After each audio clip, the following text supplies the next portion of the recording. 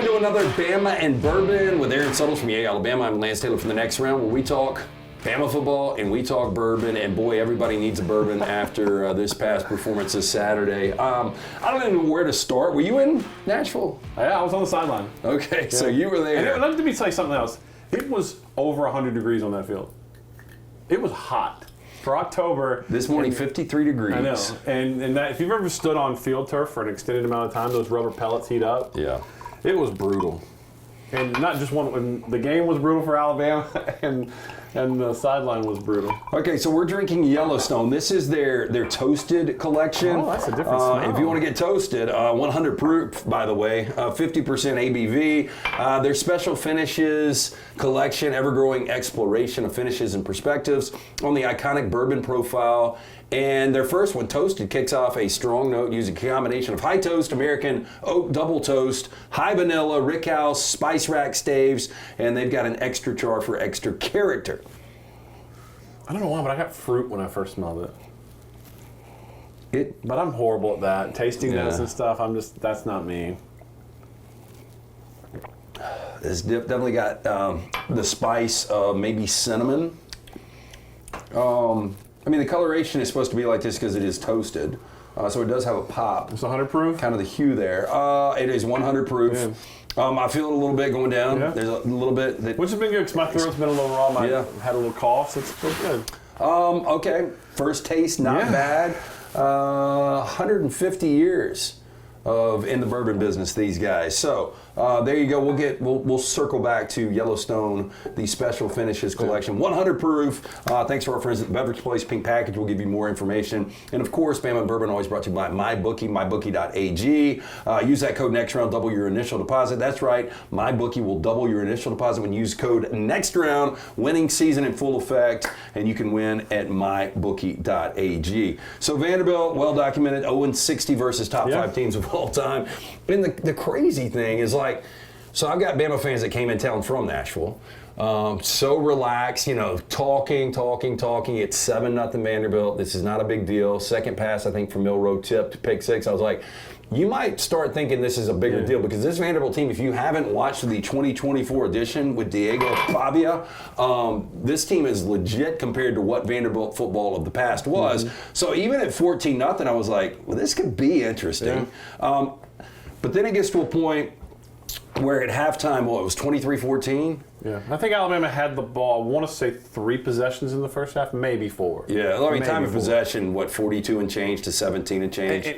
I know we're going to spend a lot of time on the defense, but the offense produced 2 points per minute time of possession they had the ball, which is insane. Yeah.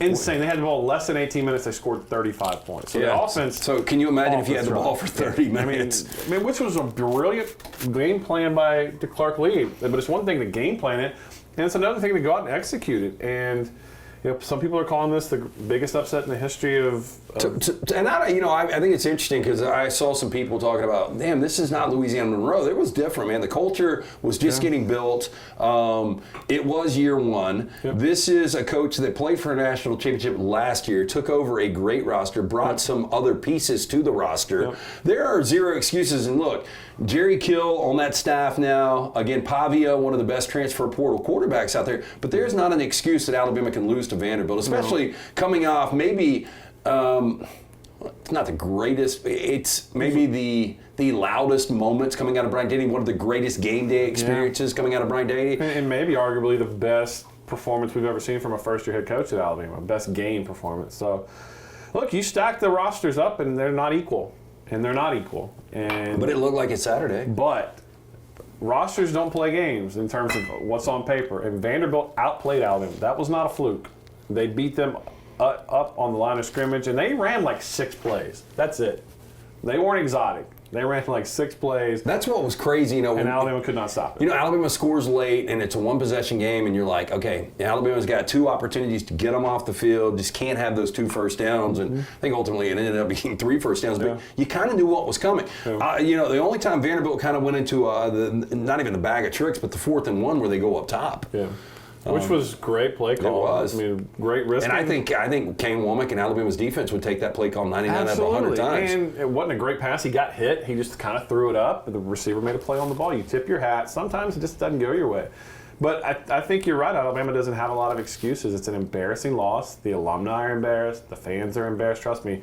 We feel it at Yale, Alabama. We've heard, for the first time ever, the common fan has a voice like these big money boosters have had for a long time. Not to the same level, but they can vote with their checkbook. And when they are frustrated, they are taking it out on anything that they can, because I know enough about human psychology to know that if you're in pain, that something else has caused you, you want to project that onto something else. And that's what fans have been doing. And it's been a rough couple days. Yeah, and look, Kane Womack is getting destroyed. Malachi Moore, who we'll get to, is getting destroyed. Mm-hmm. And Kalen DeBoer obviously is going to take the brunt. In the offseason, we heard a lot of different things. And we've said this, and I've heard you say it specifically on this platform, that there's not one just right way to do something and have success. Agreed. Yeah, you can do it multiple ways. And, the Nick Saban regime is so different from the Kalen DeBoer regime. Yeah. But again, both have worked. I mean, DeBoer really worked at a high level at Washington. Obviously, Saban worked as best we've ever seen in the history of college football. But when you go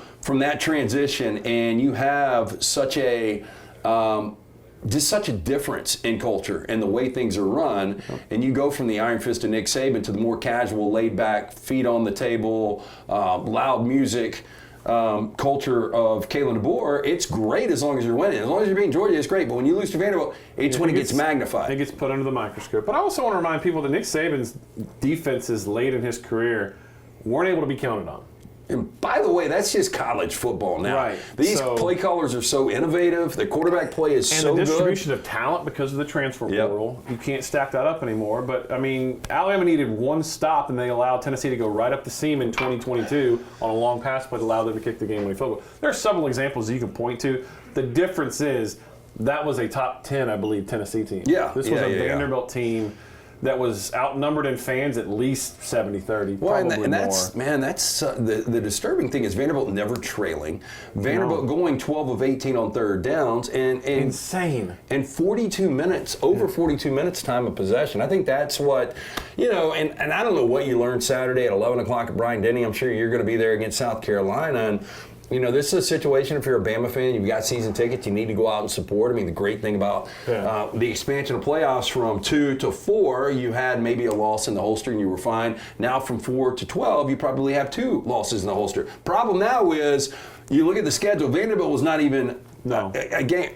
And I guess mentally you can say, okay, we could have lost to Georgia and we still felt like we could get to the college football playoff. So at this particular date, you could have stomached one loss. Not to Vanderbilt. Not to Vanderbilt. No. But I think if you're an Alabama fan, show up, be loud against the South Carolina team, because now, everything is still in front of you, but you can't look at a game on a schedule now and say that's an automatic win. And I think it's so important for the confidence and the psyche of this team. And by the way, I don't know, you keep up with it more than I do in terms of around the country what South Carolina's quarterback situation is. But if it is Robbie Ashford, do you remember what happened the last time an Alabama defense, a Nick Saban Alabama defense, faced Robbie Ashford?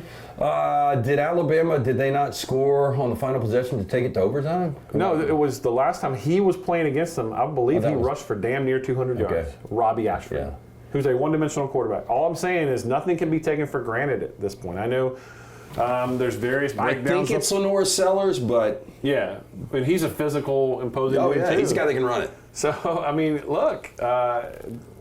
the book seems to be out on this Alabama defense and what its quote-unquote limitations are, its predictability are. I saw a video that's already up on making its rounds on social media today that Alabama's third down defense is very predictable. And that's just from a fan's perspective, not from an in-depth coaching perspective. So there are going to be a lot of eyeballs on them, and there's a lot of pride on that defense. And and I thought they lost that pride in Nashville. Okay, we're going to jump all over the place. We had Roman Harper. He joined us early on the next round on a Tuesday as opposed to his normal visit on a Thursday. And I'll give you some of the comments from Roman. Bama and Bourbon always brought to you by the Beverage Place located next to the PGA Superstore on Highway 280. Pink Package located across from Target next to Arby's on Highway 280. One-stop shop, liquor, beer, seltzers, wines, cigars, ice, even lemons and limes. They open early, they close late. Stop and see JJ and Chan. We appreciate them always providing us with our bourbon Bourbon, and this is the special finish collection from Yellowstone. Getting that toast taste. Yeah, I am too. Yeah. I'm heated up like it is a good fall evening around the TV. Okay, so let's just talk Malachi Moore. He came out with a public apology. Our very own Emily Grace McWhorter was in Tuscaloosa today. She asked him specifically about it. I think some fans are. Look, he's apologetic. I'm one of these guys. Look, these guys are young. They're making a ton of mistakes. It was a terrible, terrible look. Horrible. Should the guy be flushed for that? Absolutely not. Maybe a more appropriate punishment, like maybe a suspension for half. I don't know. They're handling it internally, but he comes out, does the apology. He's kind of smiling and laughing about it. You know Malachi Moore a little bit. Talked with him yesterday. Okay, and I'm sure that he is embarrassed about the situation. Where do you think Malachi Moore is with the coaches and his teammates right now? I think Coach DeBoer said it really well yesterday, that Malachi Moore, at a period of uncertainty in Alabama football, was one of the first to say, I'm here. My feet are, what do they say, 10 toes down? Yeah. I'm not going anywhere. And I think that earned him a love from this fan base, and I think that's partly why the fan base is so disappointed in him, because they expected more from a fifth-year guy like Malachi. You brought it up. He's still a young guy. And I'll say this. It was an embarrassing performance, and if he wants to get into what he did punishment-wise with the coaching staff, they can bring that up. He told me yesterday, it's not my program to run, so... but there was some punishment that was doled out. I will say this. I will take 11 Malachi Moores where it means something to them rather than guys laughing after a loss. And I'm not saying that there weren't any at Alabama, but there have been times. I think there were a couple Alabama defenders that were getting pantsed by Clemson in a national championship game who got caught on camera laughing. I'd take Malachi Moore where it pissed him off and he lost his cool. I'll take those guys over guys that don't give a shit. Yeah, I would agree with you 100% on that.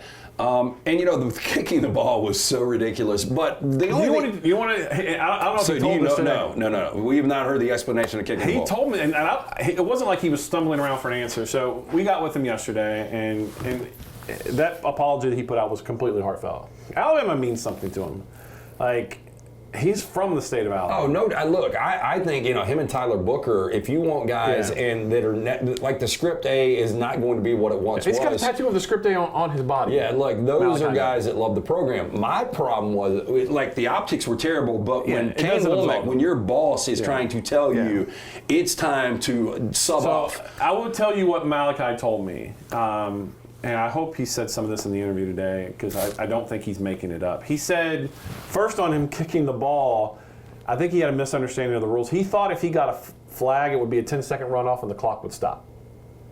That's what he said. Now, you can judge it on your own whether that's true or not, because I don't know if he kicked the ball before he threw the mouth guard or whatever. But so that's that. And he said the reason he didn't want to come off the field is because he wanted to own it. Like, he wanted to be on the field with his guys. Now, that doesn't mean you get to do that. You can't show up your boss. Listen, nothing that he says or apology will absolve his behavior in representing Alabama as a team captain. He knows he was wrong. I'll leave it up to you to judge his apology, whether you believe it was sincere and whether you think the punishment that you don't know about, that I'm not allowed to share, is enough. But I do know the guy cares about Alabama, and I know he's embarrassed by his behavior. I know he's embarrassed for how he disrespected his coaching staff and his teammates. And that means something to him. But again, I'll take guys that it means something to them versus guys that really don't care who they're representing. Okay, so Malachi Moore, a guy that's been there, as you said, 5 years. To go out and get great players, you got to have a really strong collective. You guys do right now with Yay Alabama. Yep. How can the casual guy just sitting on his couch and wants to be involved with this program it's get not involved? The best week to be making this pitch. I completely understand. Just know that the future, we don't know where college athletics is headed, but right now, I sort of always have said that NIL right now in Yay Alabama is a bridge from the uncertain to where we are going to keep Alabama competitive. I said it last week. You want to keep guys like Ryan Williams around, we have to have the resources to do that. And again, by the way, just another incredible kid. So what do you say about the kid? But so that's what we are. And this Friday night, we've got the banner reveal, the Final Four banner reveal for Alabama men's basketball in Coleman Coliseum. Tickets are $10. You can come. There's going to be a dunk contest, skills competition, and they're actually going to scrimmage. And by the way, they had a scrimmage over the weekend, or not really a scrimmage, but they went good on good. and a couple of those young guards went ham. So there's a lot to look forward to Alabama basketball, and we're not giving up on the football season. As you mentioned, you're allowed them. You got a mulligan or two built in. It's up to this team to respond, but I know people are frustrated. I completely understand the embarrassment, and you got to go to work on Monday, and your coworkers are ragging you that Alabama lost. But that's part of college sports. Now, you don't always want to lose to Vandy, but that's part of it. And to keep Alabama healthy and competitive, I will fall on that sword to lay it out there that we do need your support, and yay-alabama.com is how you can. Yeah, and cover crimson.com for us internally. Roll Tide Pods, by the way, like, subscribe, give us a thumbs up, share this. We would appreciate it. But join Crimson Cover for only $1 for the first month. That is wall-to-wall coverage. Stuff, by the way. Yeah, Clint Lamb, our man Mick Gillespie, all those guys, they do a fantastic job. Cover crimson.com for more inside information on Alabama. CJ Dupree is one of these guys. Like Ryan Williams is next level, otherworldly. He stays healthy. It's just, sky's the limit. CJ Dupree, though, I think he needs more touches. I completely agree. Yeah, and I know we'll get to Jam and Justice, and they had a combined 11 carries. Just like we talked about on this show last week. And I thought for sure that they would go out and prove a point doing that. And I don't know what the that's the thing. They didn't get enough touches. Like they didn't have the ball enough. 35 will beat Vanderbilt almost any Saturday. Mm-hmm.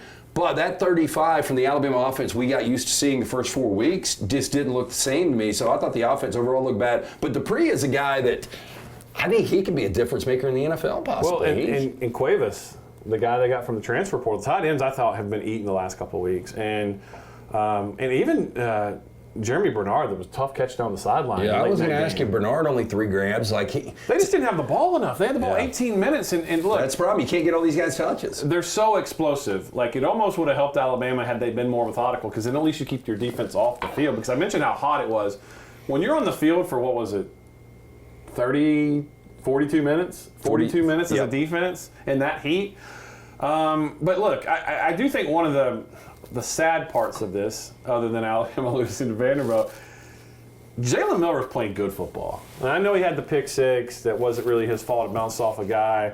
And then I haven't really broken it down. I don't know if he held on to the ball too long when he got the strip sack. But he's spreading the ball around. And that offense, he's a different passer. Even middle of the field passers right now, from where he was last year, you would have to be blind not to see a difference. No, and what's crazy, though, is the strip sack probably was holding the ball a little bit too long. Which he has a tendency to do. It was a tip ball on the pick six. Not him. 2 turnovers, you can live with that, especially against Vanderbilt. The interesting thing, though, I did think Vanderbilt's defense has played him as good as anyone. They played great. Yeah, what Vandy to only is, give him played 2 touchdowns. Now, you did point out, when you only have the ball for less than 17 minutes. Less than 18 minutes of total possession, and they scored 35 points, which is just silly. I don't know how you balance that, because you don't want to dial back what you are. And this offense is explosive. But you've got 2 absolute weapons in the running back position, and they are just not getting the ball enough. And I guess it's because they score so quickly. There's just not a ton of opportunities. But again, at least Jam got in the end zone a couple times this game. But maybe it'll turn. We haven't really seen Alabama in a position. I don't know. We've had Nick Sheridan on the show, and I've met him a couple of times. I don't know him. I don't know if he's one of these guys that listens to social media, to radio, to television. But you just hope he continues to do it his way. It just makes more sense if you would have more of a balanced attack. The offense, I didn't think was good, but it was good enough to win you the game on Saturday. It was fine. There was nothing wrong with the offense, in my opinion. Now, the turnovers... Outside of the turnovers, you can't... That's part of football. The penalties are becoming a problem. Yeah, and a lot of discipline sort of penalties. But look, I think I don't want to say, because we talked about this. If you haven't know what we're talking about, go back and listen to last week's Bama and Bourbon, where I break down that basically the running backs aren't getting the ball enough. I think specifically Justice Haynes, who averaged 8 yards a carry versus Vanderbilt. Oh, well, I think Justice and Jam were averaging less than 15 carries combined per game, and they got 11 on Saturday. Yeah, and so it's an issue. And I also thought, it didn't seem to me, and again, I haven't gone back and watched the game, just experienced it live from the sideline, There weren't as many built-in Jalen Milroe runs. There were a couple, but not as many versus Vanderbilt. Well, and I wonder if we didn't need that. I wonder if that was That's the what I mindset. thought. I said this last week. Like, there's not really a world that we live in that Vanderbilt can win this game. And if I'm Nick Sheridan and Kalen DeBoer, I probably want less design runs from Jalen Milroe. Especially after using them a lot versus Georgia. Yeah. Look, but from now on out, as you mentioned, there are no more given wins on this schedule. You can lose every game except for the bye win in November, whoever you play. And so you can probably have 2 losses and get into the playoff. I don't know that you can have 2 losses with Vandy. I don't know. We'll see. I think Tennessee on the road is the toughest game you've got left. I respect LSU. I know what Garrett Nussmeier's doing. They're throwing the ball a lot. But Alabama's had a lot of success down there. Tennessee's a different environment in terms of what their offense, but they struggled too. So who knows?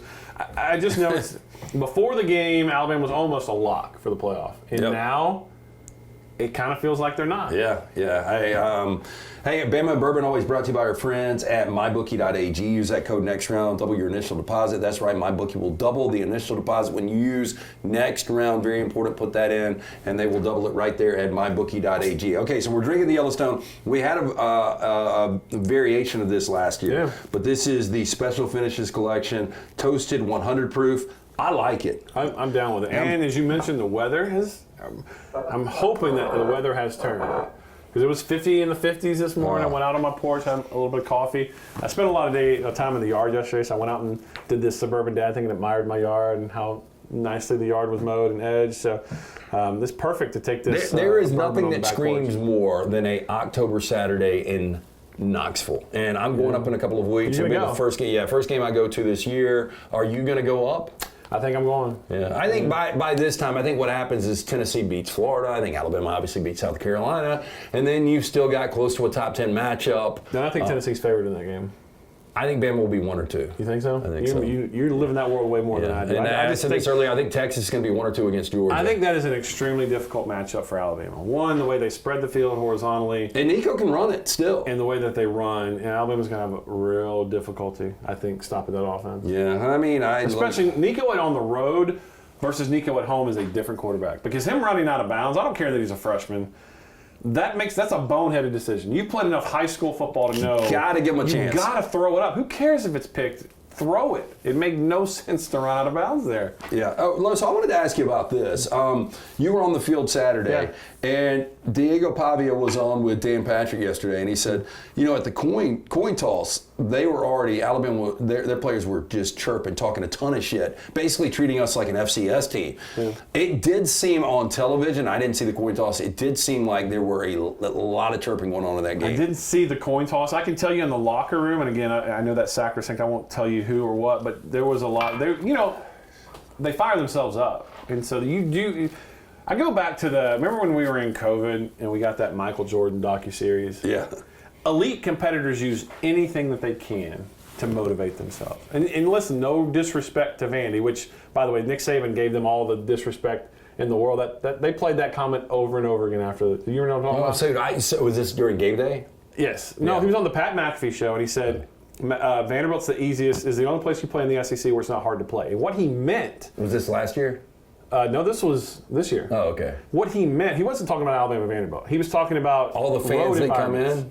He's talking about road environments and that you don't have to worry about the opponent's noise when you're on the road at Vanderbilt. Now, it's been spun to men like he talked about Vanderbilt. I mean, was there any, outside of Bama fans, shutting up and being quiet after the games, was it loud on the Vanderbilt side? A little bit, but their stadium is so small right now because it's under construction. It's like 29,000. Now, the students showed up and showed out, and on the far sideline, on the Vanderbilt sideline, they got a little noisy when the pick six especially. How about our game day ops there?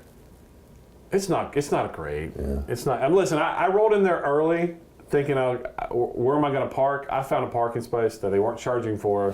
Out front. That was easy. And so, listen, Vandy is Vandy, but...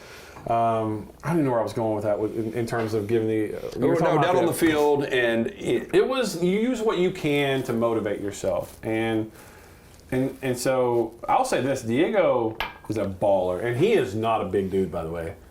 Because, everyone's talking about Bryce Young in Carolina, how he looks like a middle schooler. Yeah. That looked like Diego out there.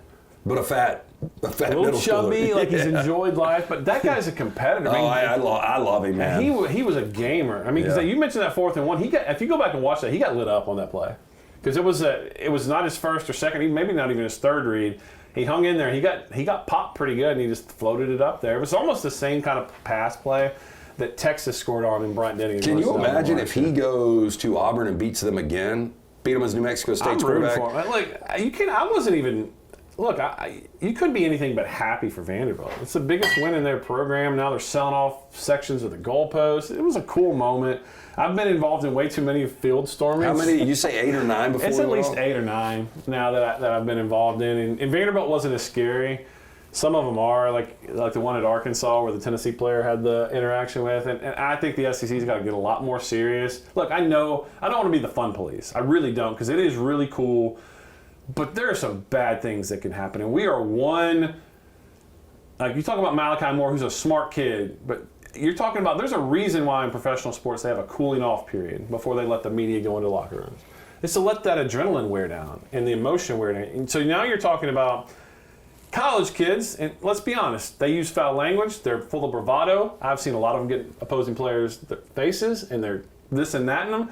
And those guys are elite athletes. And let's be honest, a 160-pound frat kid could get his life ended like that by one of these elite athletes. I mean, you're talking about field turf. Your head hits that girl in Arkansas hits her head the wrong way. She's dead. Yeah. And so the SEC has got to require more of these schools and to get $10 an hour part-time workers in yellow vests to protect the field if they're serious about it. And they're not serious about it right now because it's cool, it's visually stunning, it's part of what makes college sports fun.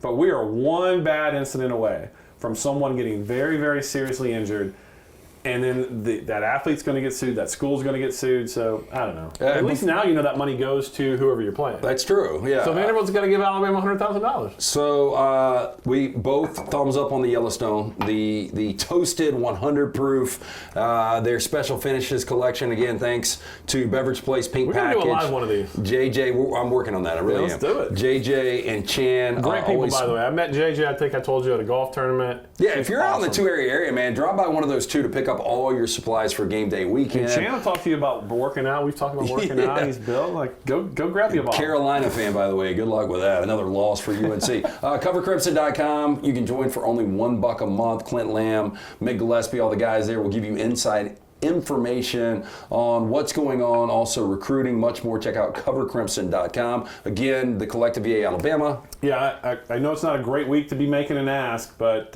we want to hang on to our great players that we have, because the great players that we have, other schools are going to come hunting for them. And so we need to make sure that we are fully resourced as possible. I know it's not the great time to be making an ask after the most maybe embarrassing loss in program history, but a-alabama.com, we got great videos up, we got great experiences up. At least give the website a look. It's visually pleasing.